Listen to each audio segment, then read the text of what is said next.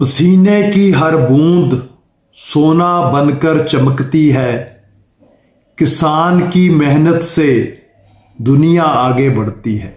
और ये सच्चाई है कि आप किसान लोगों की वजह से ही ये दुनिया आगे बढ़ रही है, तरक्की कर रही है। नमस्कार, मेरा नाम है डॉक्टर राजेश कुमार और ये आपका चैनल है डेयरी डॉक्टर 10X। इसमें हम जो गाय भैंस है उनकी बीमारियों के बारे में, दूध बढ़ाने के बारे में, फैट असनम कम होगी इसके बारे में हम वीडियो बनाते रहते हैं। कुछ वीडियो मैंने बनाए हैं क्योंकि बेसिकली मैं पंजाब में हूँ, तो कुछ शब्द मेरे पंजाबी में बोले जाते हैं, तो इसलिए क्षमा चाहता हूँ कि कोशिश तो करता हूँ मैं हिंदी में बोलूँ, लेकिन कुछ शब्द ऐसे पंजाबी में आ जाते हैं, है ना। तो आज हम जो डिस्कस करेंगे वो बेसिकली बीमारी नहीं है, एक कंडीशन है, एक हमारी मैनेजमेंट की प्रॉब्लम है। जो हम गाय भैंस को हम मैनेज करते हैं तो उनकी प्रॉब्लम आ जाती है, वो है कि उनके घुटने पे एक सूजन हो जाती है। वो सूजन पहले छोटी होती है, फिर धीरे धीरे बड़ी हो जाती है और उसमें फिर ये पस बन जाती है, तो दर्द होता है, जॉइंट खराब हो जाता है, एनिमल बैठ जाता है, तो बड़ी आगे जाके दिक्कत आती है। पशु के तो घुटने में दर्द होती है, लेकिन जो किसान है उसका इतना खर्चा हो जाता है कि उसके सर पे दर्द होने लग जाता है। तो पहले से ही हमने उसका ख्याल रखना है और इस वीडियो में मैं यही बताऊंगा। और इसमें वीडियो में हम डिस्कस करेंगे कि ये क्यों होती है, इसके क्या कारण है, और अंदर जब ये होती है तो क्या क्या अंदर इसकी पैथोजेनेसिस क्या है, क्या क्या ये करती है, अंदर क्या क्या नुकसान होते हैं इसके, कैसे होते हैं। उसके बाद इसकी होम्योपैथिक क्या इलाज कर सकते हैं, आयुर्वेदिक क्या इलाज है, फर्स्ट एड क्या कर सकते हैं, और जो एलोपैथी है, अंग्रेजी दवाई है, तो उसका क्या इलाज हम कर सकते हैं। तो एंड में जो सर्जरी करनी है तो वो कैसे सर्जरी हो सकती है, को नहीं तो फिर ये पशु खराब हो गया तो आपका 1.5-2 लाख का नुकसान हो जाता है। तो ध्यान से सुनिए, एंड तक सुनिए, क्योंकि एंड तक देखेंगे तो ही फायदा है, ठीक है, आपका भी और मेरा भी। तो ये जो सूजन है घुटने की, इसको हम ना हाइग्रोमा कहते हैं। कुछ चीज़ ना मैं नोट करके रखता हूँ ताकि कुछ भूल ना जाए और कुछ पॉइंट रह ना जाए। तो वीडियो कई बार लंबी हो जाती है, कृपया पूरा देखिए, है ना। और ये घुटने की सूजना, इसको हम ना कार्पल हाइग्रोमा कहते हैं। कार्पल जॉइंट का नाम है और हाइग्रोमा जिसमें पानी भर जाता है, जब पस भर जाती है, उसको हाइग्रोमा कहते हैं। जो घुटने के आगे ये ज़्यादा आपने देखा होगा। और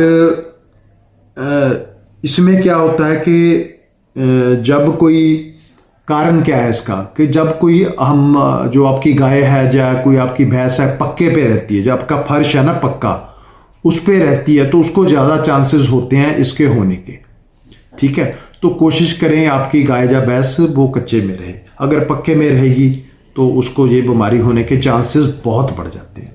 सेकंड चांसेस है कि गाय या भैंस है उठती है बैठती है, उठती है बैठती है बार बार, तो उसका जो कार्पल जॉइंट है, जो घुटने वाला जॉइंट है ना, उस पर प्रेशर पड़ता है। तो जैसे हम गाड़ी चलाते हैं, है ना, जो गाड़ी खड्डे वाली सड़क पे चलाएंगे तो उसके शॉकर ठक ठक ठक ठक कैसे बजेंगे, तो एक दिन शॉकर खराब हो जाएंगे, लीक हो जाएंगे।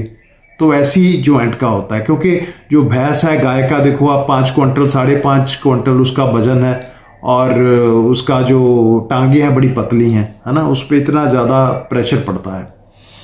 तो अगला कारण है कि कुछ न्यूट्रिशनल डेफिशिएंसीज, जो हम मिनरल्स खिलाते हैं, विटामिन्स खिलाते हैं, तो अगर हम वो ना दें तो एनिमल के जो टेंडन्स हैं, जो उसके लिगामेंट्स हैं, जो मसल्स हैं, तो वो वीक हो जाते हैं, उनकी रिपेयर नहीं होती है।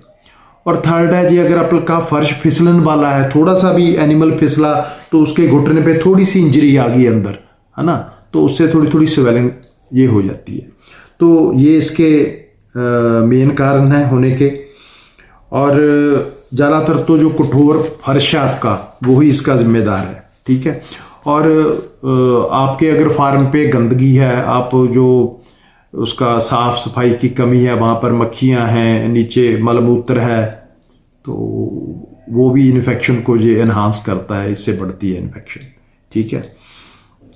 और ये याद रखिए, यानी मैंने पहले कहा कि ये बीमारी नहीं है कोई, ये हमारी मैनेजमेंट फेलियर है। हमने एक्चुअली तो हम कह लें कि हमने बीमारी की है उसको, ये हमने दी है उसको, गिफ्ट दिया है इसका कंडीशन का। ठीक है, तो पैथोजेनेसिस क्या है कि क्या होता क्या है अंदर इसके, जब बार बार दबाव पड़ता है ना घुटने पे, तो वहाँ पर जो अंदर एक इंजरी हो जाती है, इंजरी होने के बाद वहाँ पर इरिटेशन होती है, और जब वहाँ कहीं पर भी हमारे भी हो या वहाँ पर हो, इरिटेशन अगर हो तो वहाँ पर जो हमारा दिमाग है खून के थ्रू एक सोल्यूशन भेजता है वो उसको रिपेयर करने के लिए। वो एक्चुअली वो सोल्यूशन है जो पानी है, वो ही कारण होता है इसका सोजिश का, ठीक है, सूजन का। तो वो पानी वहाँ पे आता है, धीरे धीरे वो छोटा होता है, वहाँ पेन नहीं होती। लेकिन हम इसका ख्याल ना रखें तो ये जो सूजन है बड़ी होती जाती है, बड़ी होके उसमें ना एक सैक, एक गुब्बारे जैसा बन जाता है जिसमें कि पानी भर जाता है, वो पानी रेड से कलर का है ना भर जाता है। और जब फिर भी ना हम ख्याल रखें तो वहाँ पर जो पीक हम बोलते हैं, पस बोलते हैं, तो वो बन जाती है।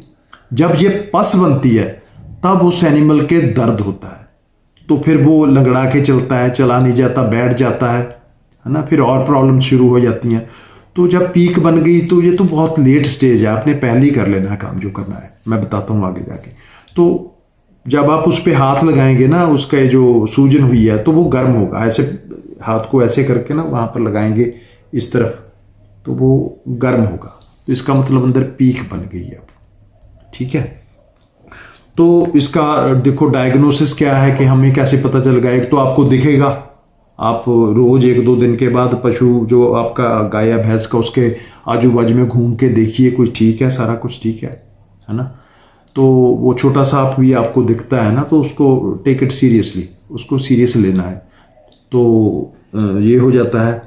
और उसके बाद हम अगर वहाँ ज़्यादा बड़ा हो गया तो एक ना जो इंजेक्शन वाली सुई होती है, जो कपड़े वाली सुई, वो नहीं कृपा लेनी, तो इन्फेक्शन हो सकती है। और तो जो टीके वाली सुई होती है ना, उसमें सुई निकाल लो और वो जो सूजन हुई है उसमें थोड़ा सा मार के देख लो, अंदर से वहाँ से लिक्विड निकलता है या पीक निकलती है।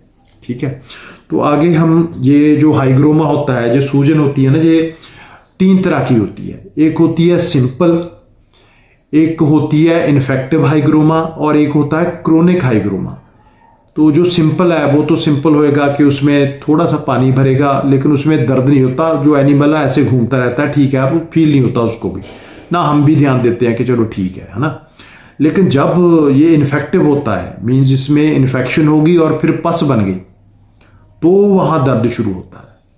और हम फिर भी ना ख्याल रखें तो फिर वहाँ पर जो पस है वो अंदर जम जाती है, जॉइंट वो एक कसा कसा हो जाता है, उससे तरह पैदल नहीं चला जाता एनिमल से, तो वहाँ पर एक मोटी बोट बन जाती है, गुब्बारा सा बन जाता है, फिर उसको ठीक करना बड़ा मुश्किल हो जाता है। ठीक है, तो पहले ही आपने ख्याल रखना है।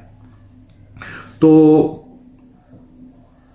इससे इसका ट्रीटमेंट क्या है, पहले मैं एक चीज़ भूल गया, ये जो न्यूट्रिशन है ना, जो हम मिनरल्स एंड विटामिन्स देते हैं, तो कृपया ये विटामिन की अगर कमी हो जाती है तो उनके चांसेस ज़्यादा बढ़ जाते हैं ये हाइग्रोमा होने के।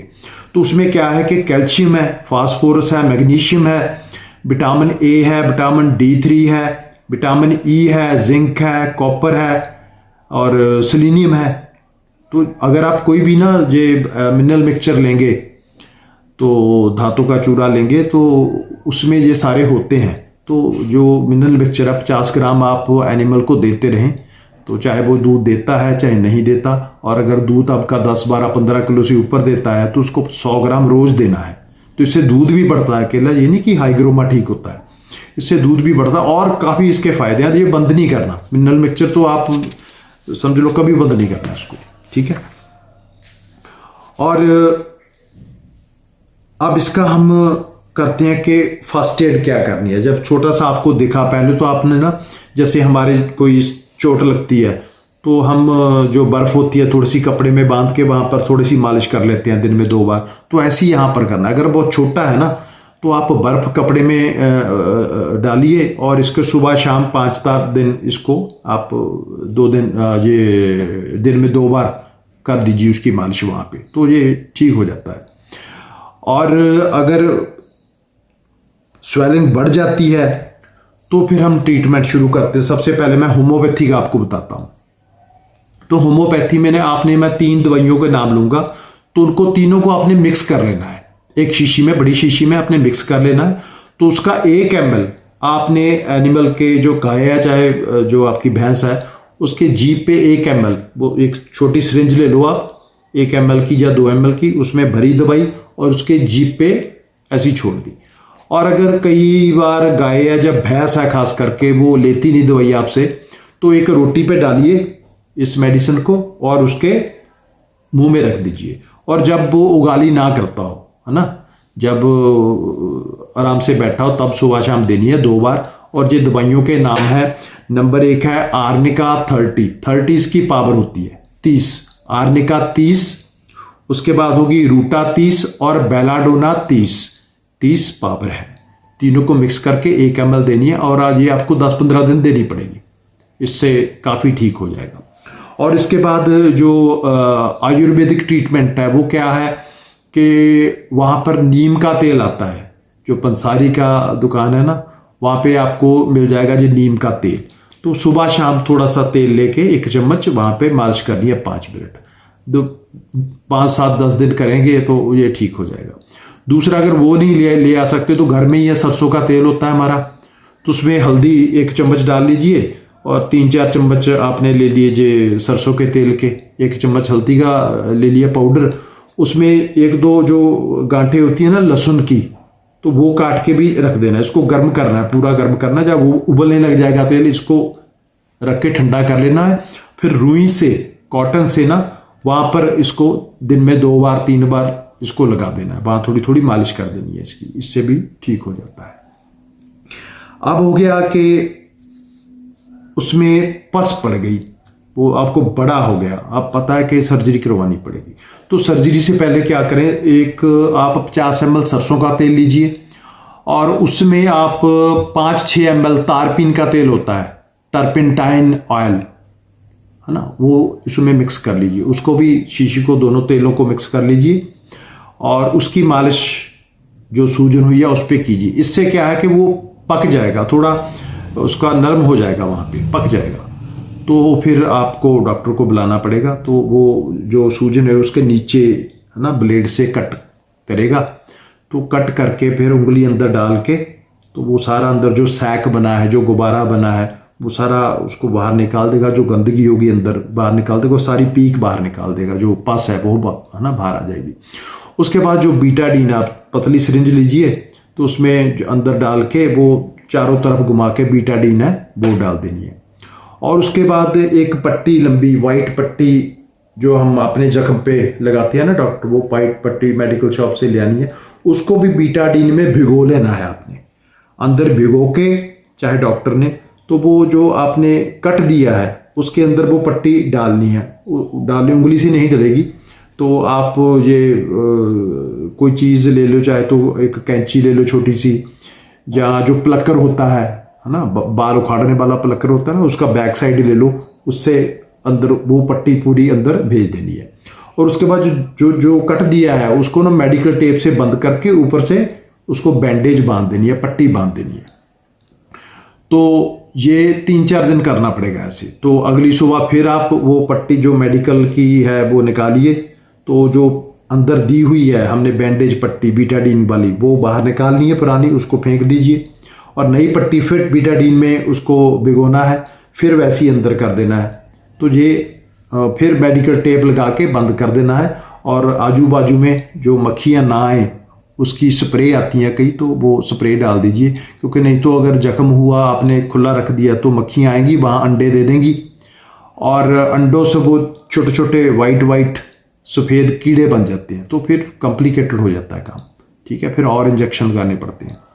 तो इसलिए वो उसको जख्म को आपने बंद ही रखना है, ठीक है। ये 3-4 दिन का ये काम कर लिया और साथ में इसके आपको एक तो एंटीबायोटिक 3-4 दिन देना पड़ेगा, एक जो एनाल्जेसिक है जैसे सूजन की जो टीक इंजेक्शन है वो भी देना पड़ेगा और दर्द का देना पड़ेगा, क्योंकि वहाँ दर्द होता है। ये 3 आपको इंजेक्शन देने पड़ेंगे, एक एंटीबायोटिक इन्फेक्शन के लिए, एक सूजन के लिए इंजेक्शन और तीसरा है दर्द के लिए। तो ये 3 या 4 दिन में इंजेक्शन आपको देना पड़ेगा, वो धीरे धीरे नीचे आना शुरू हो जाएगा और आपकी टेंशन ख़त्म हो जाएगी। ये जो सर्जिकल ट्रीटमेंट है ना। उसके बाद भी जब ये ट्रीटमेंट हो गया तो वहाँ पर कुछ दिन आप बीटाडीन बाहर जख्म पे लगाते रहिए, है ना। और मेन चीज़ है कि जो अगर आपका एनिमल पक्के फर्श पे है तो उसको प्लीज़ कच्चे पे ले आइए और उसको रेत पे रखिए। और अगर आपने पक्का आपके पास है, कच्चा है ही नहीं जगह, तो देखो आप वो बिछाने होते हैं ना, बिछौने रबर के, तो मोटे मोटे वो 1500-1600 1800 का आ जाता है। तो हर एक एनिमल के नीचे आप वो बिछा के रखिए ताकि जो उसका प्रेशर पड़ रहा है जॉइंट्स पे वो प्रेशर ना पड़े। तो अगर आपने यहाँ तक ये वीडियो देखी है, आपका धन्यवाद। और ऐसी मैं जो एजुकेशन वाली वीडियोज़ है वो लाता रहूँगा। कृपया आप चैनल को सब्सक्राइब कर सकते हैं, अपने दोस्तों को ये शेयर कर सकते हैं, लाइक कर सकते हैं। और अगर कोई क्वेश्चन है आपका या आप चाहते हैं कि इस टॉपिक पे वीडियो बनाया जाए तो I will be very thankful to you कि मैं उसी पे वीडियो बनाऊंगा जितना आप मेरे को लिख के भेजेंगे। तो आपका सभी का बहुत बहुत धन्यवाद। Thank you.